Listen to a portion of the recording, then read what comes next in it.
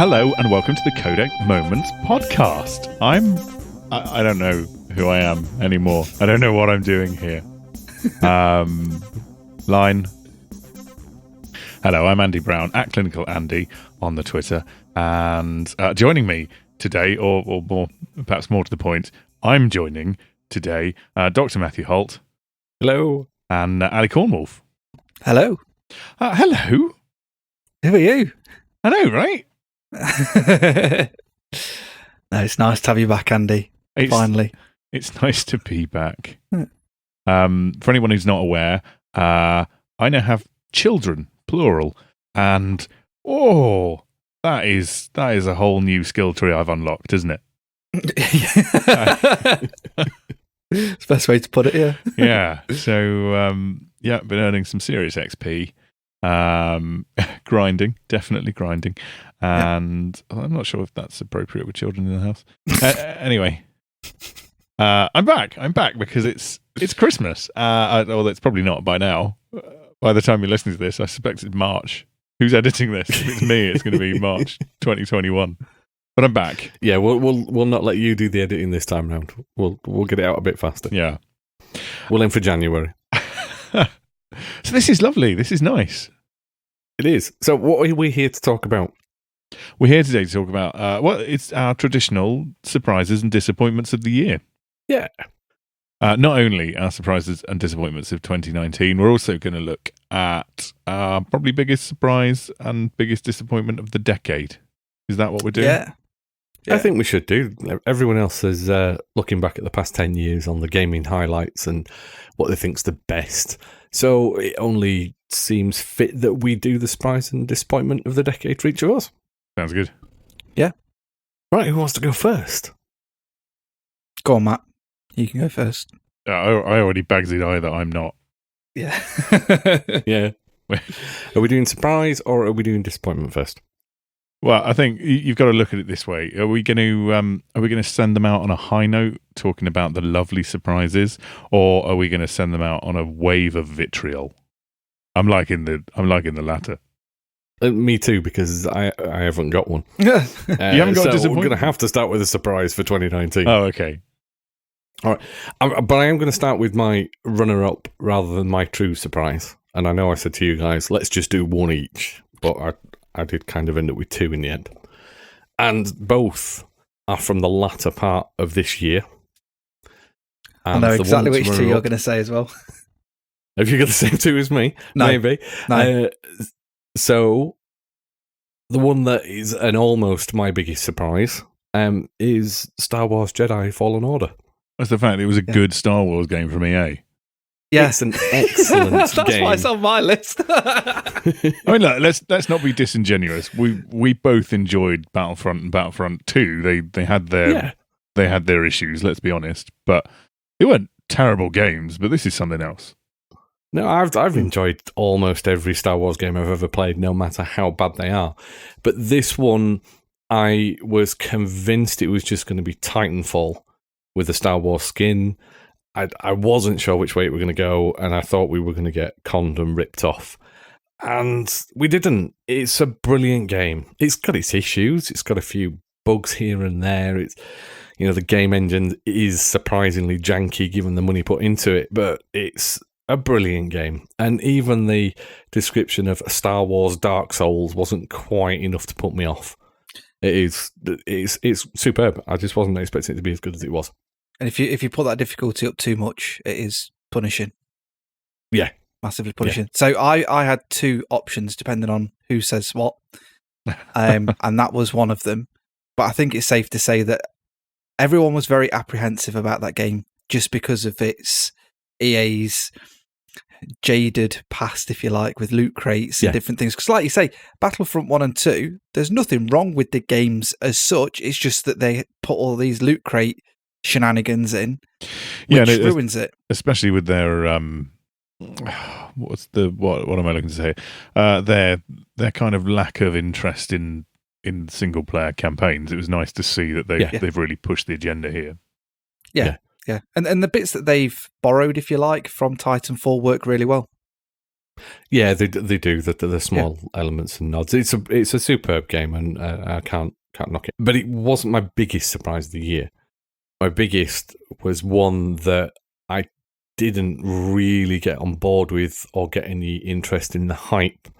And in fact, I picked it up after release, which is unusual for most sort of big games, for me anyway. And it's hopefully one that we won't spend hours and hours talking about because we've done that already in a podcast. It's Control.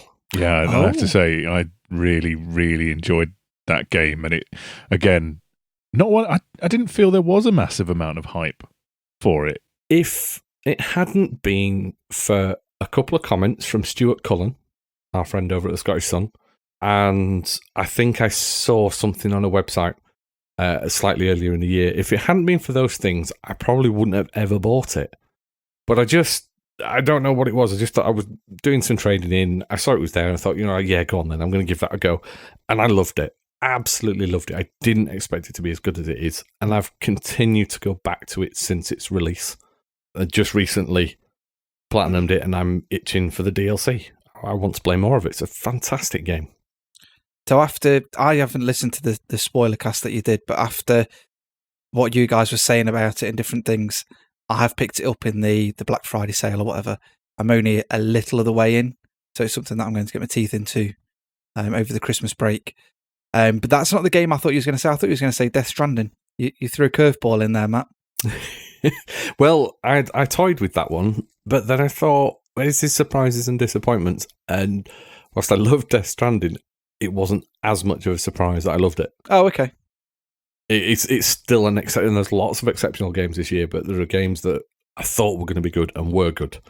This is one I didn't really expect to be as good and for us to hook me as much as it did. And, brilliantly world built, brilliantly designed, and then a shed load to do even when you finish the main game that doesn't feel like a chore. Oh, okay. I can't say enough nice things about Control. There we go. So obviously one of mine was the new Star Wars game as well. I think that goes kind of across the board. So the other one that has surprised me, thankfully, was the new Call of Duty game.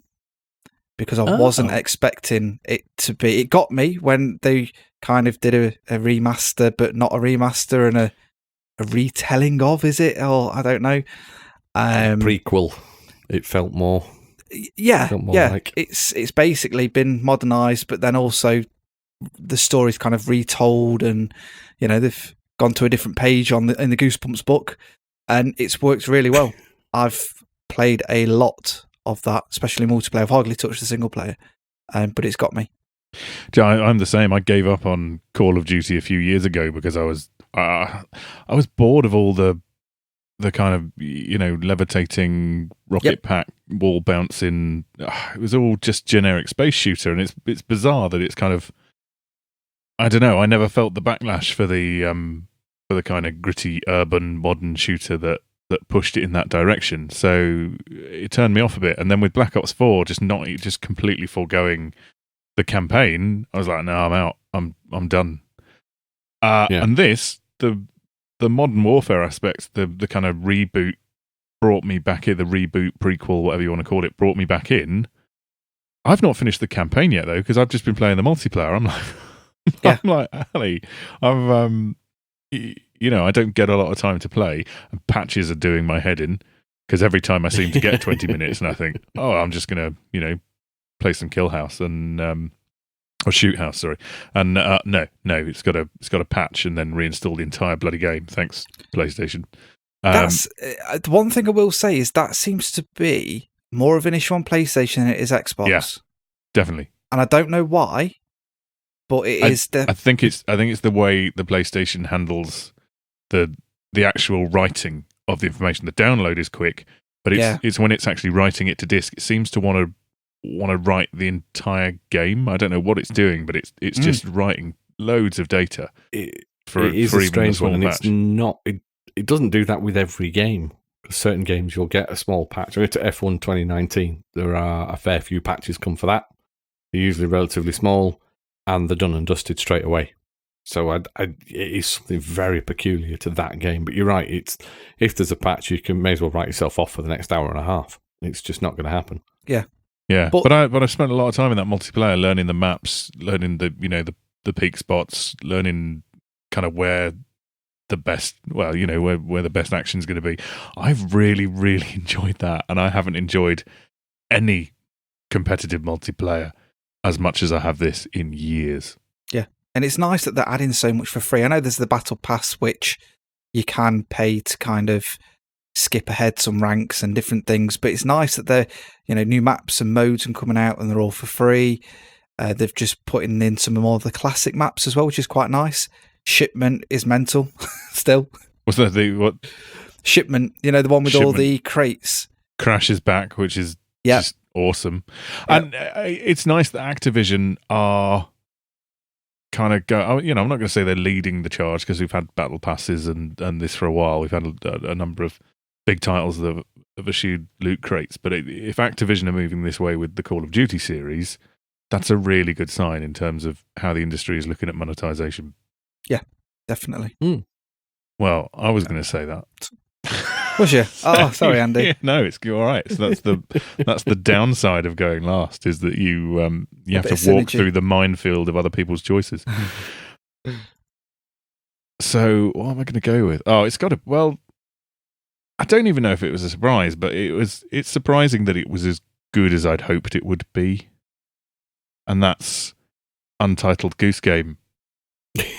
And it's essentially Metal Goose Solid, I think is how I like to think of it.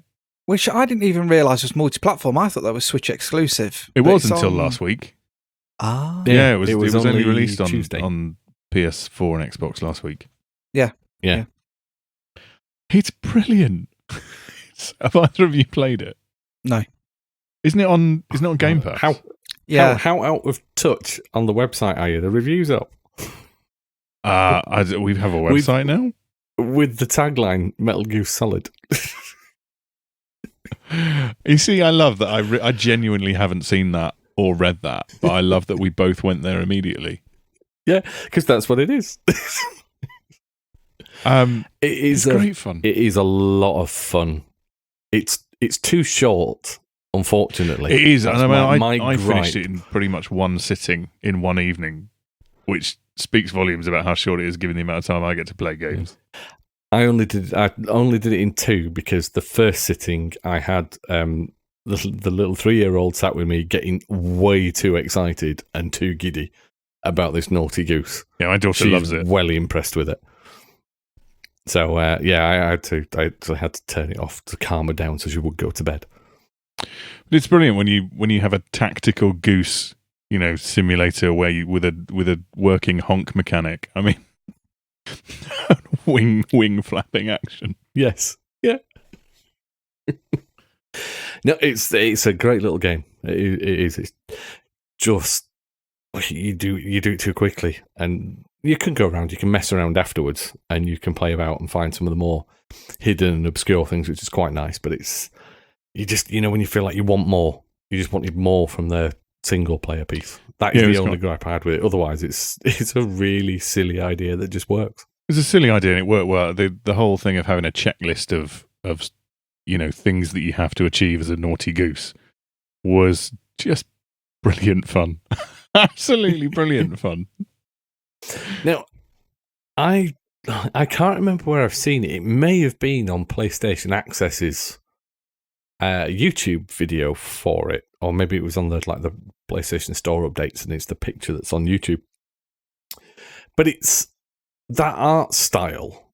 But I swear it's the cover of Hot Fuzz that they've used with the two Frost and Peg chasing down the swan. Oh.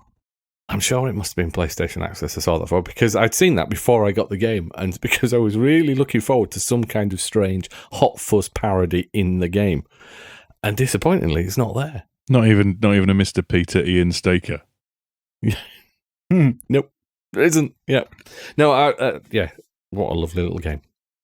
So yeah, I was so pleased when that came out. So pleased. So that's made my gaming year. Nice. My other surprise of 2019, which will move into my disappointments, is Stadia actually works. Right? Yes, Yeah. it does. It does. Yeah, I would completely agree with that. Stadia really does work, and I know I've instantly probably just inflamed the internet by making such horrendous comments on a podcast. I'm sorry, but it does. It really does work. It's brilliant. I've played a few games using it now. Yeah, Destiny was all right. It was playable. It's probably not as twitchy as it would be on the console. Fair enough. Assassin's Creed Odyssey was phenomenal. Really good. Yeah. Worked well. Played fantastically. You came round, you had a go. It was all right, wasn't it? Yeah, played that, the Tomb Raider remaster. Yeah. And it was smooth, playable, looked nice. Yeah, I couldn't fault it. Could not fault it. We'll move on.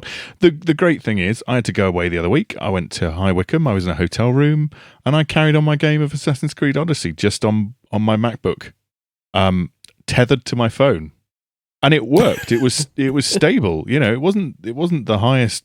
It probably wasn't the 1080p 60 frames option, but it was all right. It was totally playable, and it wasn't laggy. In that circumstance, did the same the other day. I took my daughter swimming. She had a swimming lesson, and I was just sat in the cafe. And I thought, you know what, I'm going to take my laptop and the controller and tethered it to my phone. And I played. This is quite bad. I played Breakpoint. Do you know it's not awful? It's all right. It's like, I don't know. I'm sure it's janky as anything. It's not like you can't walk through a door without sticking to a wall, but you're meant to be a spec ops soldier. You're meant to be like the elite of the United States military, and you can't walk through a door without getting stuck on the edge of it. But other than that, it's all right. It's not too shabby. And if they actually take some time to correct it, and we know with Ubisoft they've got history for doing this with Rainbow Six Siege. Very true. Yeah.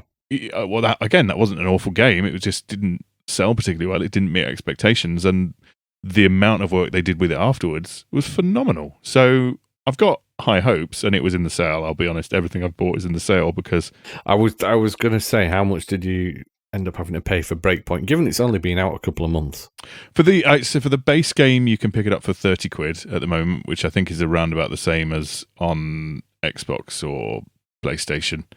For the gold edition, which includes the year one pass, which actually has content, unlike the Division 2's year one pass, it was, I think, another £12. I think it was about £42 for the lot. Okay. So it wasn't awful. And I picked up the full works version of Assassin's Creed Odyssey while that was reduced as well. And maybe that's part of it. I am buying reduced price games because I don't know, in a decade's time when we come back to do our piece of the 2020s, am I still going to be talking about Stadia?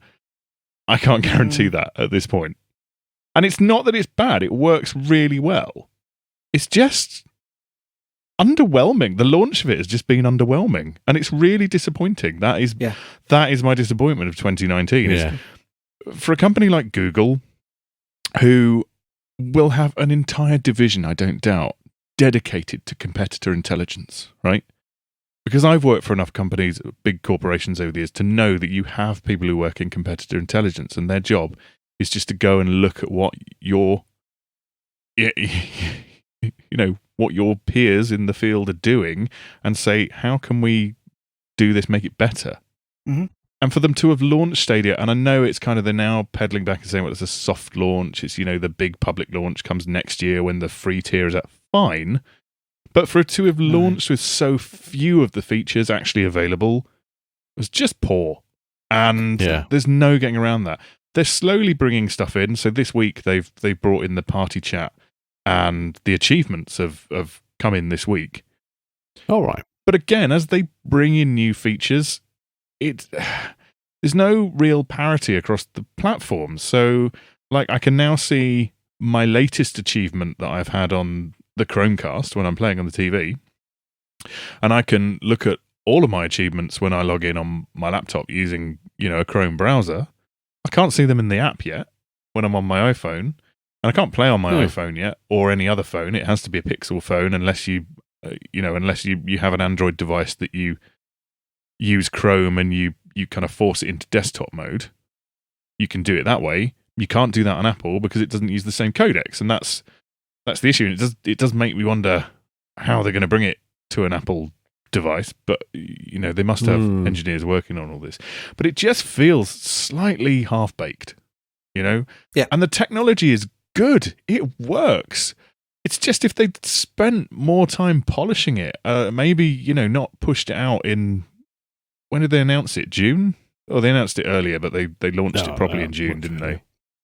For it to come out in November. We both jumped on it.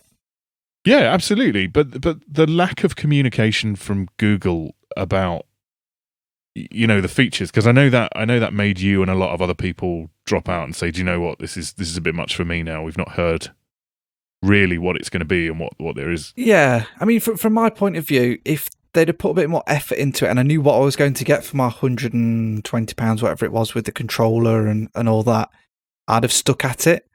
But with the fact that I'm on the xCloud preview, if you like, so I can play that and they keep adding games to that.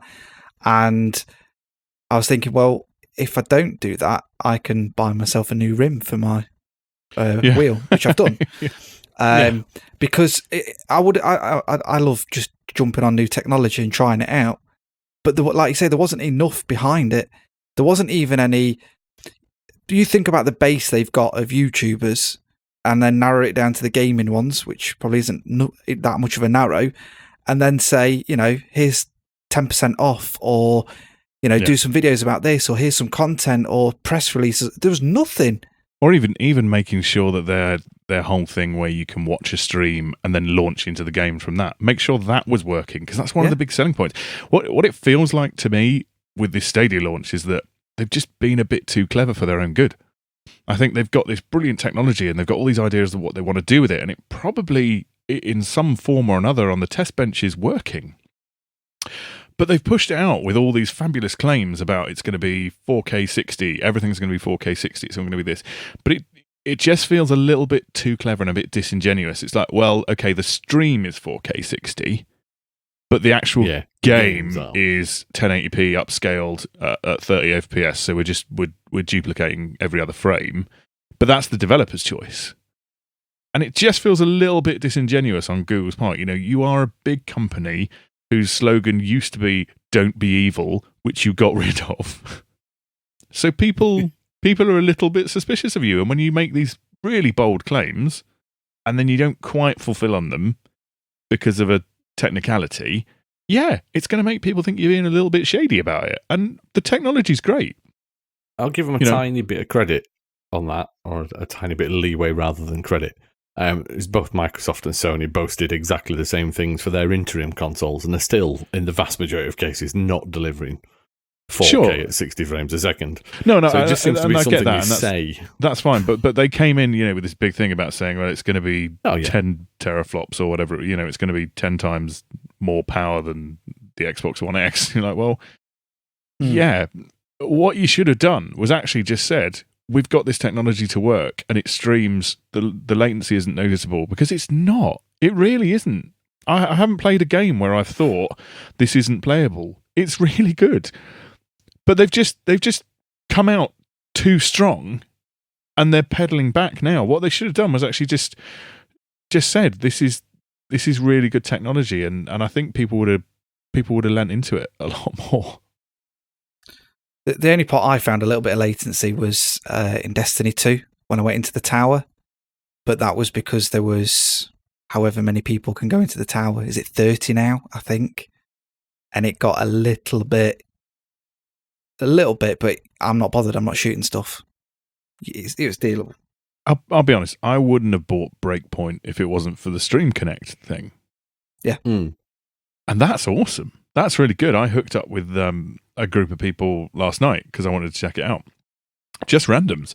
But you can see their feeds. You can see their stream, exactly what they're seeing.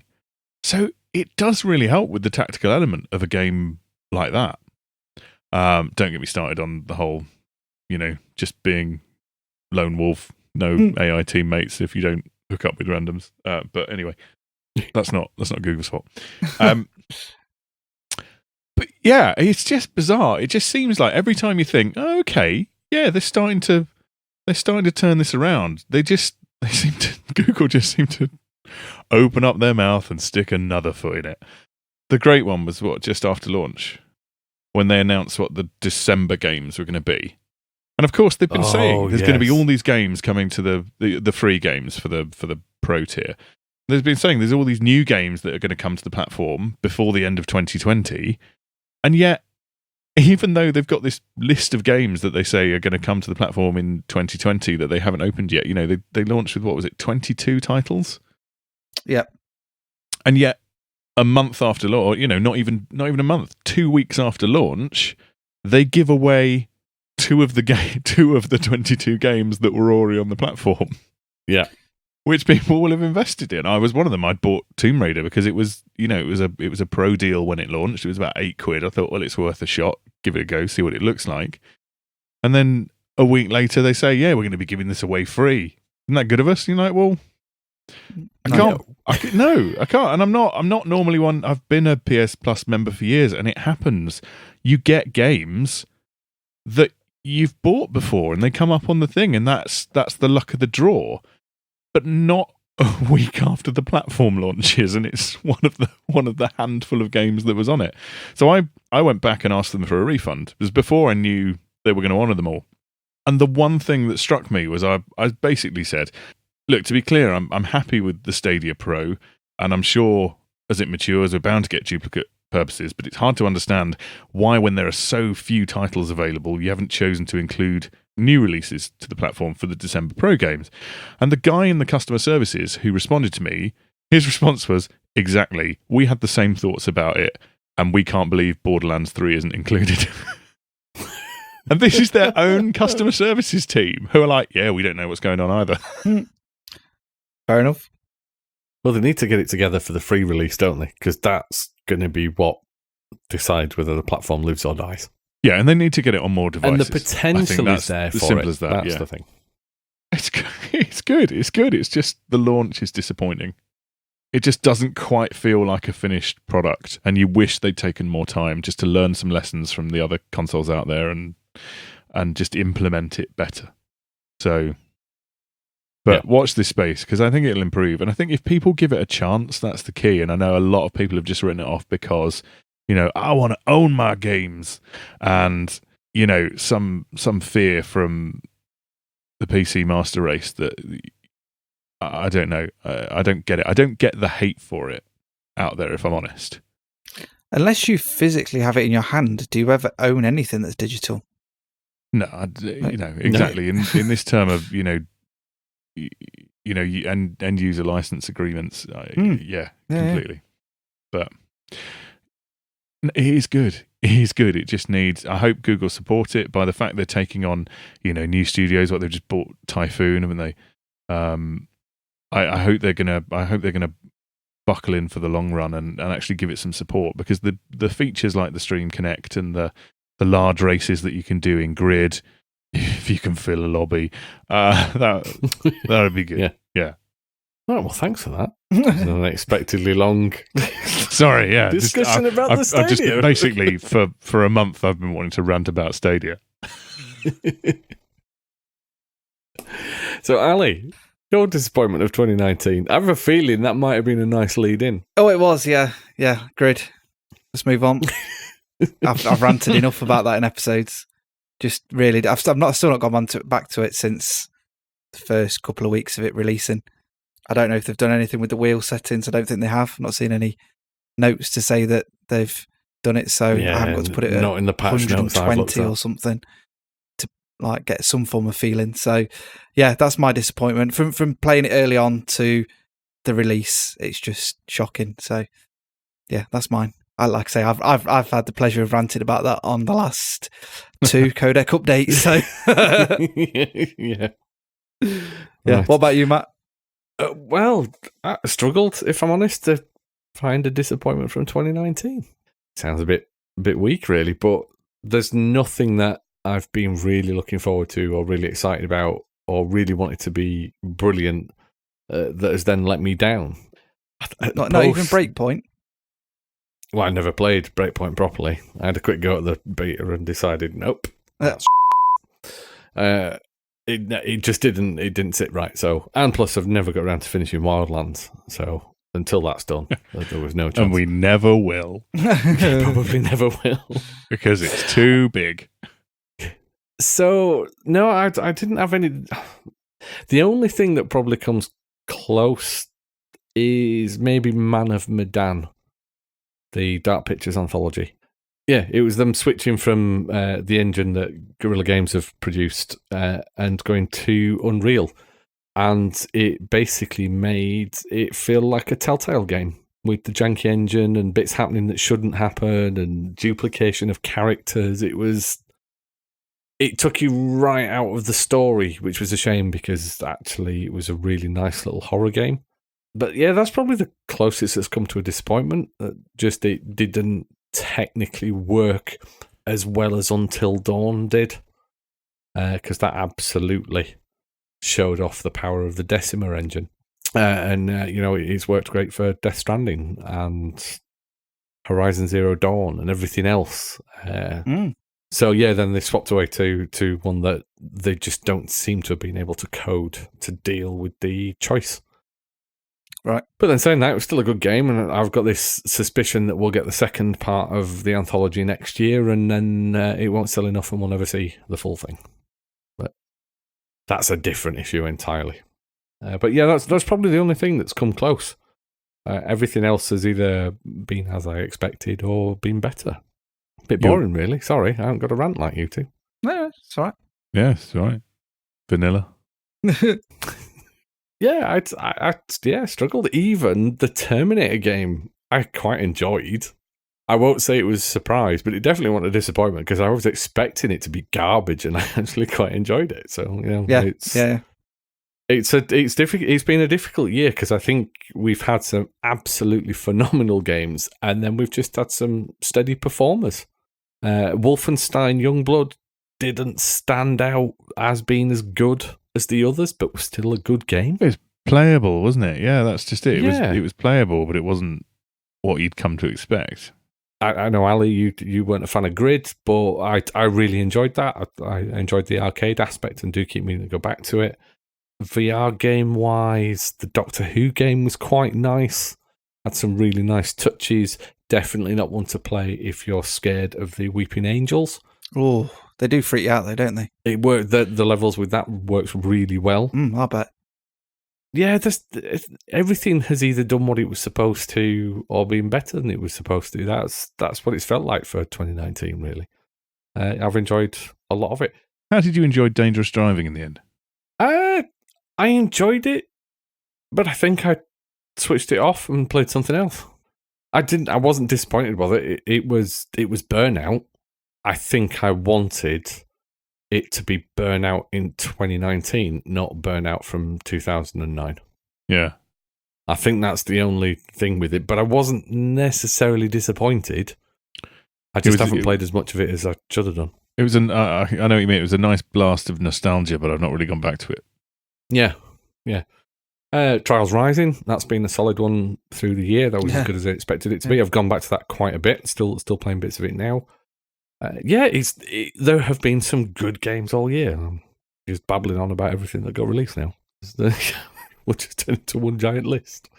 So yeah, nothing really controversial or terrible for 2019.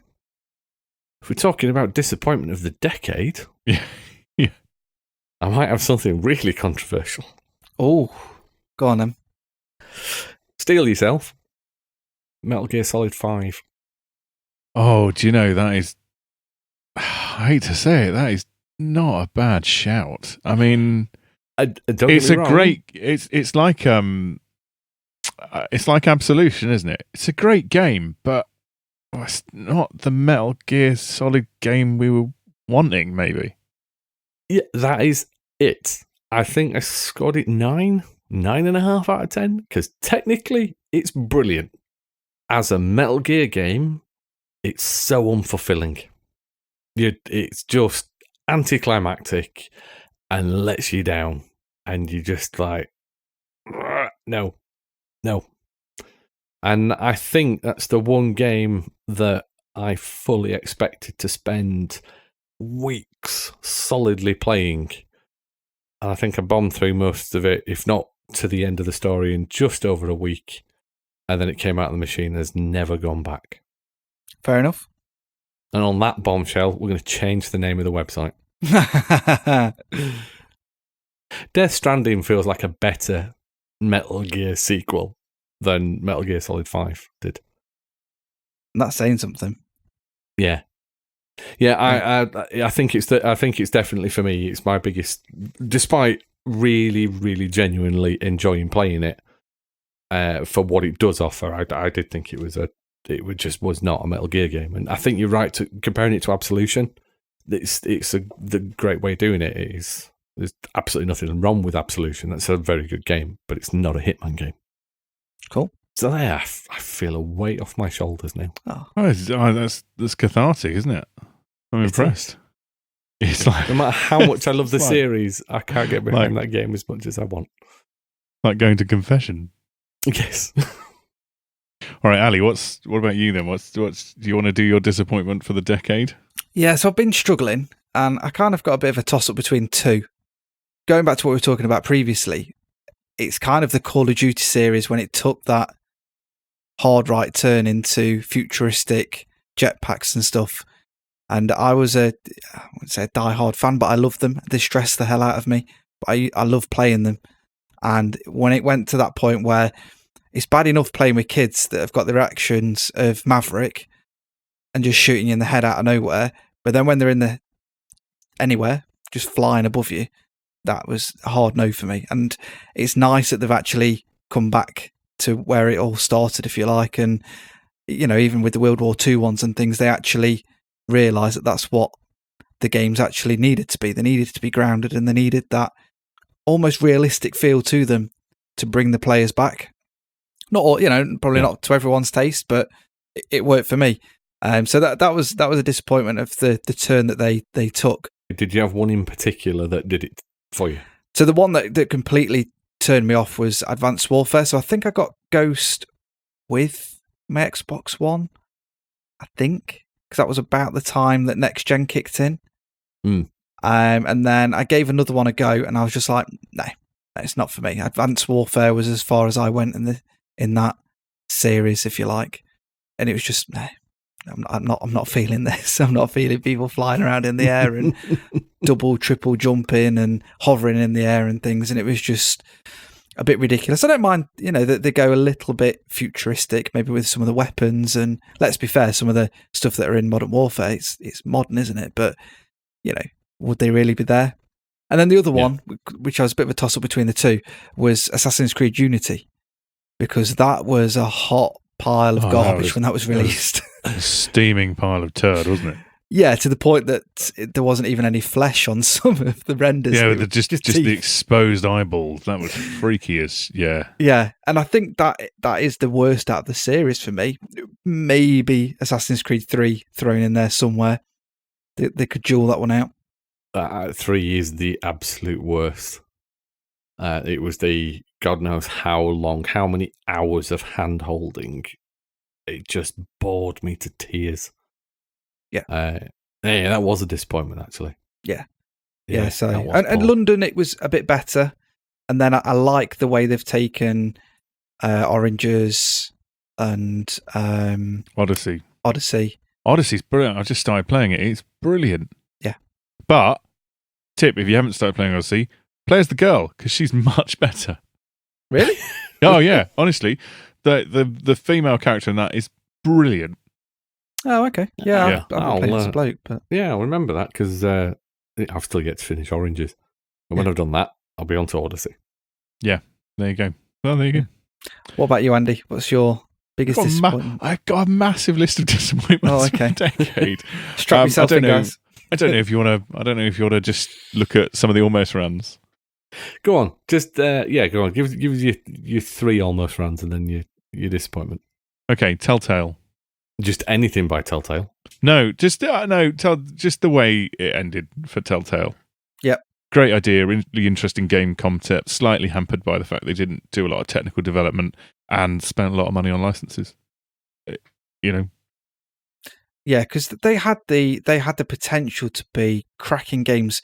Put a little bit of time into the engine, the jank engine that they had, and just crank out a few more games because the episodic stuff worked for it as well, and they were almost the pioneers at that. And then I think it works for the release. I think, and I'm sure we will never 100% find out exactly what went on, but I'm pretty sure the financial model of the episodic release is probably what did them in the end, because a lot of people were holding until the final version came out and just buying it all together. Yeah. And so therefore you're releasing things and not necessarily getting the return until the end. Yeah. I suspect it contributed, even if it's not a major cause. Oh, yeah, fair enough. Well, there's a nice one here. Aliens, Colonial Marines. I'm wondering if someone was going to mention that. We were talking about steaming hot turds earlier, weren't we? It was a steaming hot turd, but we knew it would be, and we had fun with it. We did, and that's why it's not actually my disappointment. It's okay, but it's an almost ran. It's a real toss up, and I'm going to say this: Gamergate. That was a big disappointment in the 2010s. Not going to lie, and essentially just a horrible precursor to the current populist movement that we happen to see that's precipitated Brexit and Trump. So, that's good. That was a bit of a disappointment in the 2010s. It was, yeah. Go on. We've got to move on from there. It doesn't get much lower. My biggest disappointment in the last decade is the kind of cynical corporate attitude that seems to have taken a lot of publishers, or maybe not devs, but publishers, and the cynical approach a lot of them have taken to games as a service, monetization models, roadmaps, season passes. There's some good examples out there, don't get me wrong. Rainbow Six Siege, Hitman, the way the guys at IOI have done the Hitman 2 roadmaps and everything should be a shining example as to how these things can be done. But for every good example, there's a whole handful of bad examples. Fallout 76, the fall of Bethesda in terms of the way they've dealt with Fallout 76 and everything is just appalling and shocking. And you think of a company that built up so much goodwill from the Fallout series and Skyrim to have taken a tumble the way they have with that is really disappointing. It is. And then other cynicisms like early access. I think early access was a great idea in principle, a way of being able to bring nearly finished projects, help them to be developed to make a better package, give them more development time, a little bit of liquidity to be able to do that is a good idea. Yeah. But also, I think what we've ended up seeing a lot of is just it's normalized a rushed release of unfinished products that don't get fixed or patched or put right, and again, for every Minecraft, for every DayZ, for every Ark, there's a whole other handful of games that just never really quite get out of that alpha stage. So I don't know. I hope that as we move on to the next decade, with companies like Activision now taking loot boxes out of Call of Duty and perhaps them having a bit more thought behind the monetization and other things, we're going to start to see an end to some of these shoddy practices. Yeah, we can hope so. The fact that they're now illegal in some countries and different things as well speaks volumes to where it's gone. Surprise mechanics. Yeah. Yeah. So I would like for that all to stop. I don't mind there being monetization in games. I will buy DLC. I will buy, in-game items. I'm not saying don't have it. What I'm saying is just don't be shady about it. Just call it what it is. You know what I mean? Yeah. And don't make it so it's pay to win as well. I think that was the biggest problem with Battlefront, is that you could pay to get the best things unlocked straight away, which give you an advantage. Whereas if you'd have grinded for it, you wouldn't be that much ahead of the curve unless you were solidly doing it. But that's the biggest problem, is don't do it pay to win. Just let me have a different coloured skin on my weapon, or a stupid hat that I can wear that serves no purpose other than the fact that I've got chicken on my head. You know. Yeah, keep it cosmetic. Yeah.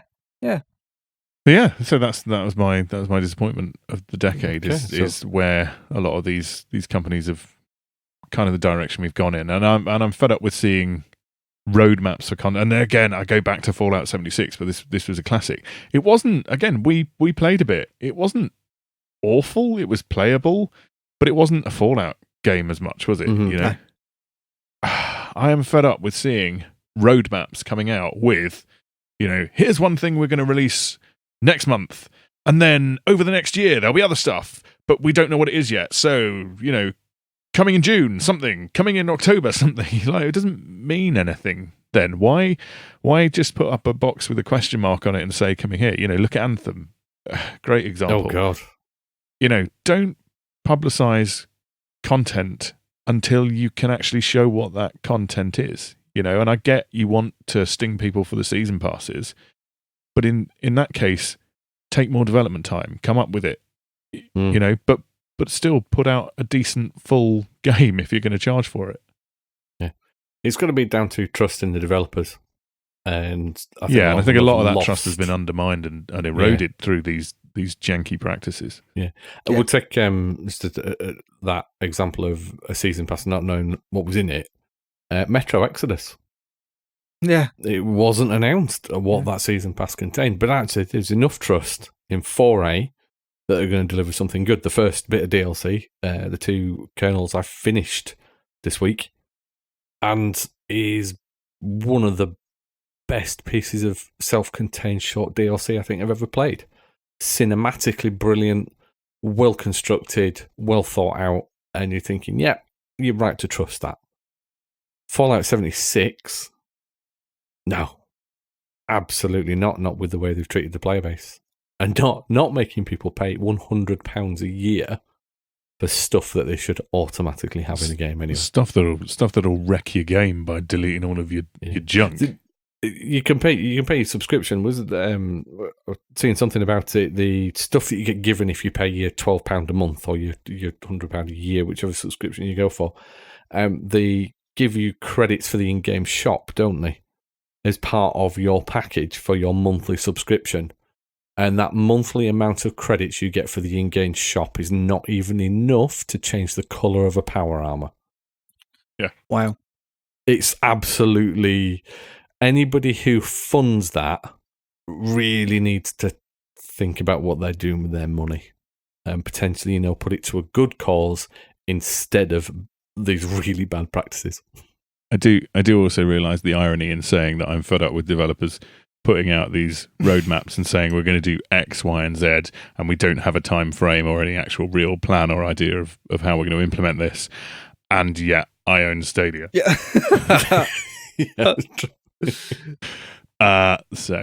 Okay. Okay. So let's go back to a cheerier note then. Over the last 10 years, what's been your biggest surprise? Do you want me to go? Well, I was hoping Andy might have a game for us, but he's gone quiet. Oh. No, I don't know. Okay. Go on then, Ali. I'll go with mine. So I've got 2. One isn't a game, and one is. So I'll go with the one non-game thing. So my biggest surprise is Game Pass, which I know hasn't been around for long, but that is by far one of the best subscription services there is. And yes, I am an Xbox fanboy, blah, blah, blah. Let's get that out of the way with. But, let's be blunt. You're an Xbox fanboy, but it is a great product. Yes. It's a very, there's no denying it. No matter deal. what kind of fanboy you are, if you look at Game Pass and you go, well, I think it's underdeveloped or it's not a very good package, you're an idiot. It's a phenomenal product. It's very good. Yeah.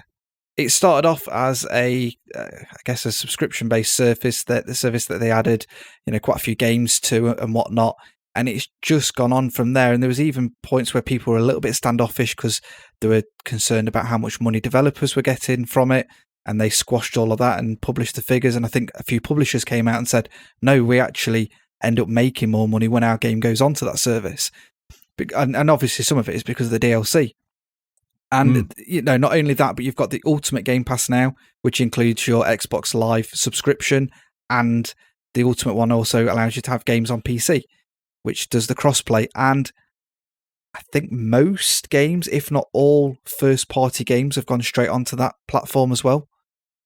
I'm fairly Quite certain a lot most of them have, haven't they? Yeah. And what more do you want from it? There's something like 500 games on it or something. There are some that cycle in and out and whatnot. At the minute, touch wood, there hasn't been a game that I've invested a certain length of time on, because everyone knows that I like to dip into a game for like 10 hours and then go, oh, I'm finishing this a bit too quick, and then just for some reason go and play something else. And there's no games that have cycled through that I've done that with. And it's just an amazing service that if you, there would, especially with the Xbox One S digital only, then what more would you want, really? I think as well the fact they've now just released the Xbox All Access offer in the UK as well. Yeah, the upgrade service and whatnot. So I think we talked about this a while ago, that they're going to, our feeling was they would move towards this kind of mobile phone contract model, and that's exactly what they've done. Essentially, you can pick up an Xbox One X now. I think if you get it before the end of the year, it'll cost you £25 a month. It's a 2-year contract, and for that you get the Xbox One X, you get the Game Pass, the ultimate, the ultimate package for the 2 years of the contract. And I think it works out at about the same price, so you're not paying a premium for it. But after 12 months, you can upgrade to the new Series X. Series X, that's it. Yeah. Thank you. And even I'm looking at it going, it's not a bad offer, really. Actually, no, yeah, no, is it? It really isn't. No, they seem to have. I know that we like to have these wars and different things, but console wars and all this, that, and the other. And yes, Microsoft started off badly, but they're on such a high from the 360, and the PS4, did what it needed to do. The Xbox didn't start off great when they first announced the Xbox One, with it being the digital media rights and all those different things. Oh, the DRM thing hurt it a bit, but then the kind of the bandwidth throttling that it had, and the fact it was putting out 720p on a lot of stuff when it first launched was the enforced hamstrung Connect, it slightly as well. The media center stuff. Yeah, it just didn't have the focus, and now we have. No. And then they seem to have got to a point where they're like, yeah, okay, we're ready for the next war, if there is even going to be a war. I don't know, but in the next generation, they've got themselves to a point where they're ready for it. Everything's backwards compatible, controllers, wheels, the lot, which made me tick that box for me, made me smile for that bit, because it looks great. Hopefully PlayStation are going to do the same, but we'll see. Well, the rumor with the back button attachment has just been announced, that actually the next DualShock will have that. This is to try and it's speculation. No one knows for sure. But yeah, they're thinking that way. But they've already said they're going to be backwards compatible, haven't they? Oh, I don't know. To this generation, anyway. Yeah, not necessarily any further than that. But yeah, so there's a lot. Well, there's a lot for us to see at the end of next year. Yeah. So anyway, that's one of my surprises of the decade, because I think it needed mentioning. And game wise, for me, it would be Witcher 3. Oh, okay. Because that is a phenomenal game. The DLC that they put into that, the time, it makes me very excited for the Cyberpunk game. And I wasn't really that invested in the series. I knew of them, but not really played them at all. And then Witcher 3 is an amazing game. It's massive. There's so much detail and depth in it. They've upgraded it to 4K. And I think there's 2 big DLC packs for it. And they're bigger than what Witcher 2 was. So they're phenomenal size. And that team just seem to be doing really good things. And I just hope that the Cyberpunk game is just as good. It looks just as good. But that would be my game of the decade. And the TV series is awesome. Really, have you started it then? Yes, I'm 3 episodes in, I think. Yeah, not got around to it yet. But No. it's only been out for 2 days at the point of this recording. So Yeah, I've got mates that have finished it already and whatnot. Yeah. But don't listen to any of the reviews. I was having a chat with Mark Hamer via Twitter today, and there are people out there that are watching the first episode, the last episode, and then giving their opinion and saying, "Oh, it's far too political." Well, Witcher 3 or the Witcher series is quite political. There is a political aspects and undertone to it and things, but he is slaying monsters and things. And at the minute, it's very, very true to the games. And my mates that have read the books have said, yeah, it's kind of an amalgamation of the two. Oh, good. So, yeah, really good. Nice. What about yourself, Matt? Well, not the same game, but a little bit of a similar theme. My surprise of the decade has PlayStation been Now. Well, Sorry. funnily enough, when you said games, the Xbox Game Series, I was thinking, oh yeah, I'm still surprised that PlayStation Now has so many games. But no, I wasn't going to say that. No, my biggest surprise is the game that I've owned 4 times on 3 different pieces of hardware. And Skyrim. Yes. When it first released, was not a game I would ever play. It wasn't the sort of thing I did. I was just never interested. And I picked it up and I loved it. And I had 2 PS3 copies. I had the special edition on PS4 and the VR version. And it's easily the game I've put the most time into. And I'm continually surprised. And each time I see it on my shelf, I sit there and go, I'm going to put that back in. I'm going to have another go. I'm just going to keep playing. It's a fantastic game. But for me, it's purely down to that. I was just never interested in that style of game. And yet it had me absolutely sucked into it all the way through for the 160 hours it took for me to finish the story the first time round. Yeah, times by 4. Yeah. It's been that. I genuinely don't think anything else has come that close to surprising me in the last 10 years on how I would enjoy the game as much as I did.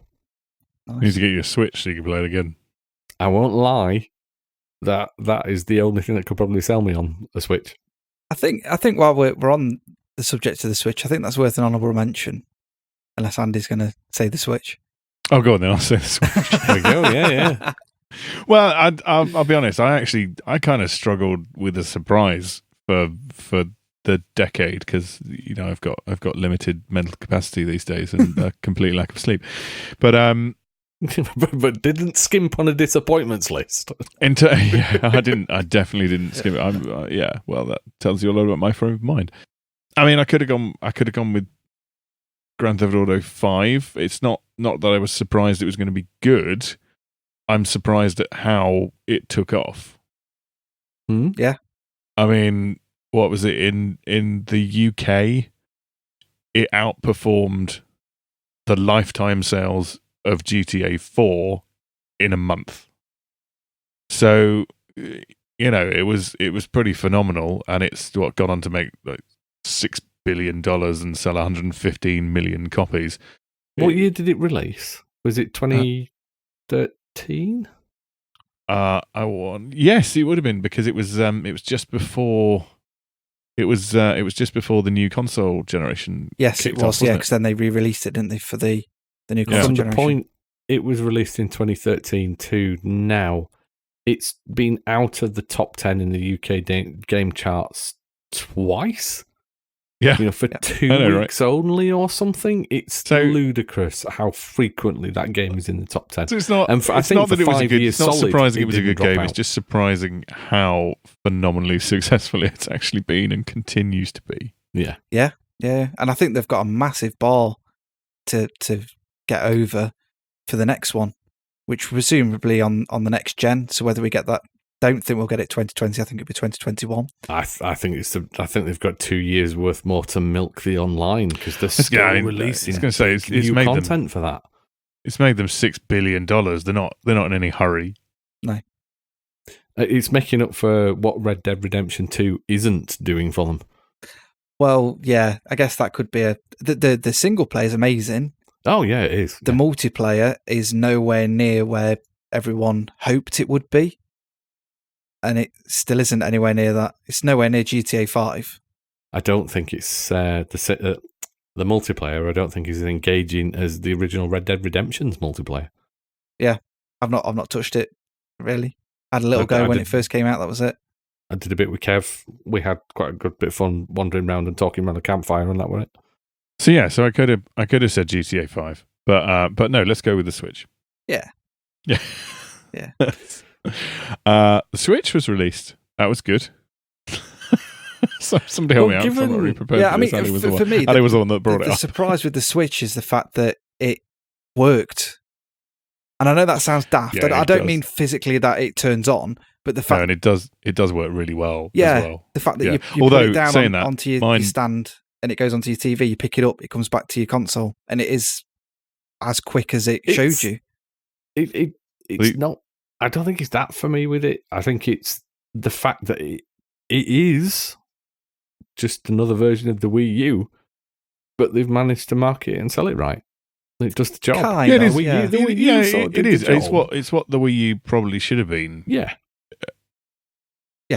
It's no doubt, and it works very well, and it's capable of doing an awful lot of stuff. But it is, the Wii U was a console, and this is a handheld.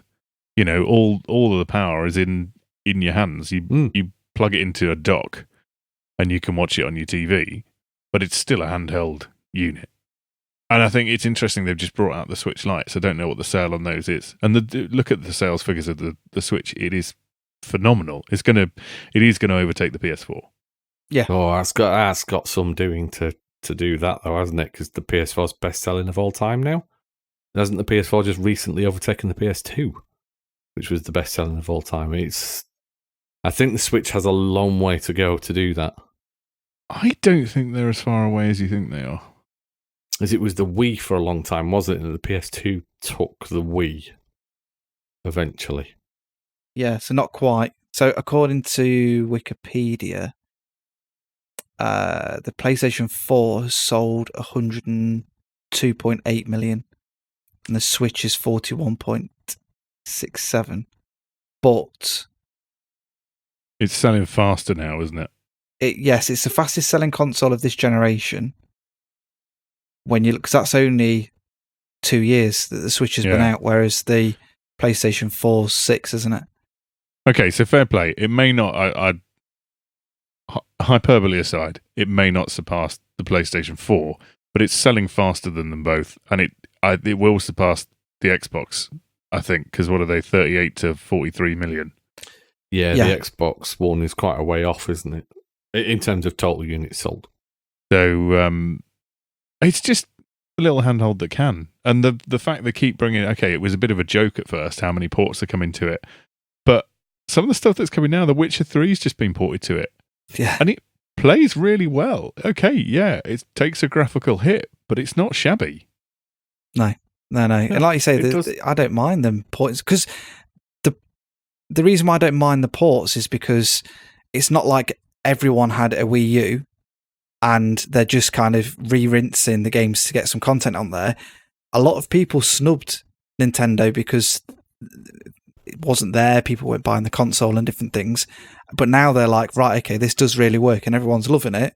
Why wouldn't you want to be playing Witcher 3 on the train, on the bus, at your lunch break in the office?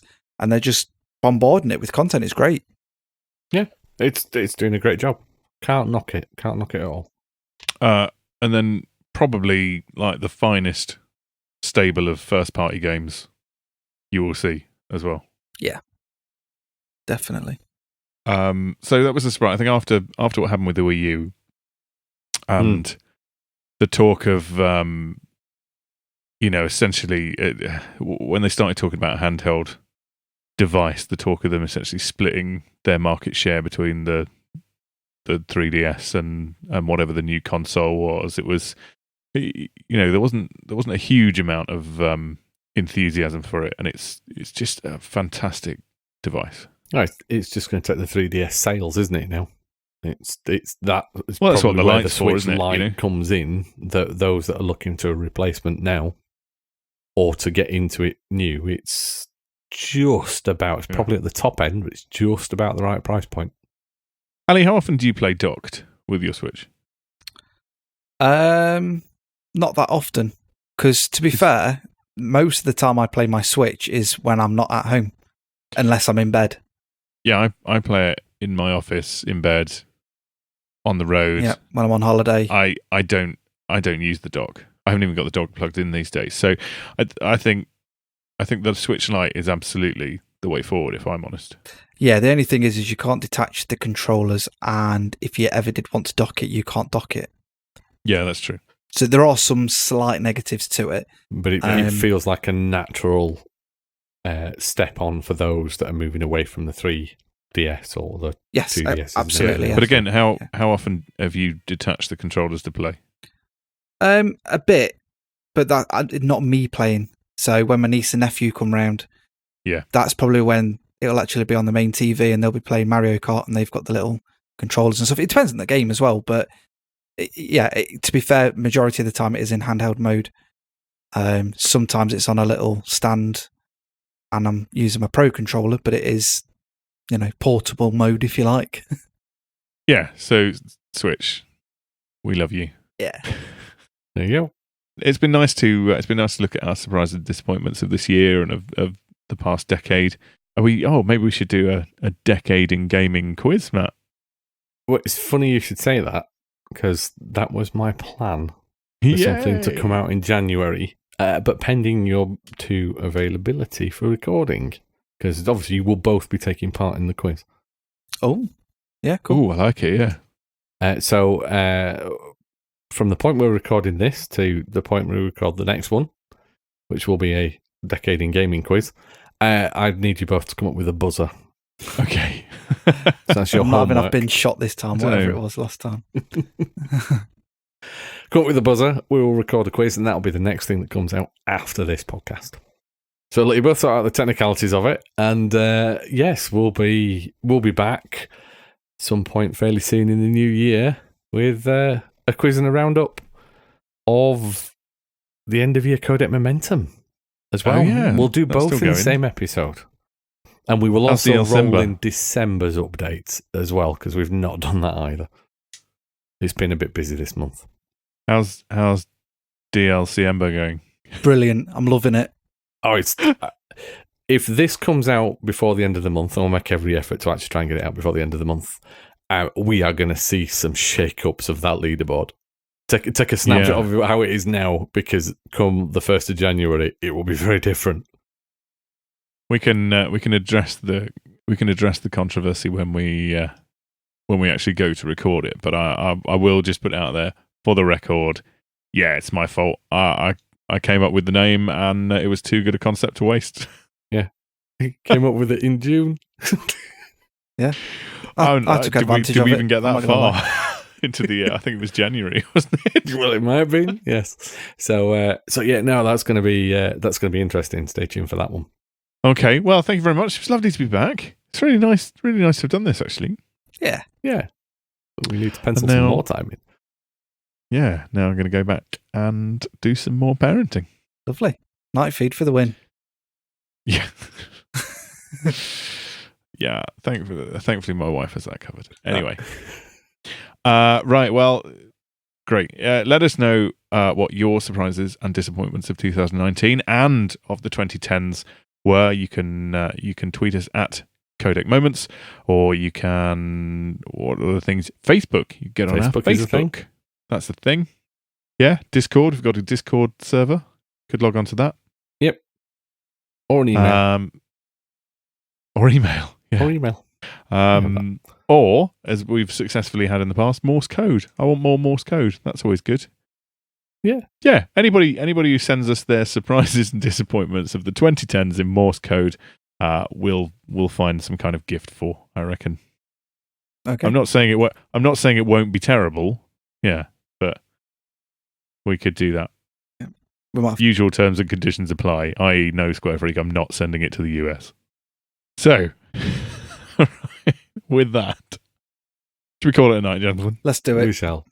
Right. Thank you very much for listening. It's a pleasure to be back, and hopefully speak to you all again soon. Bye. Bye.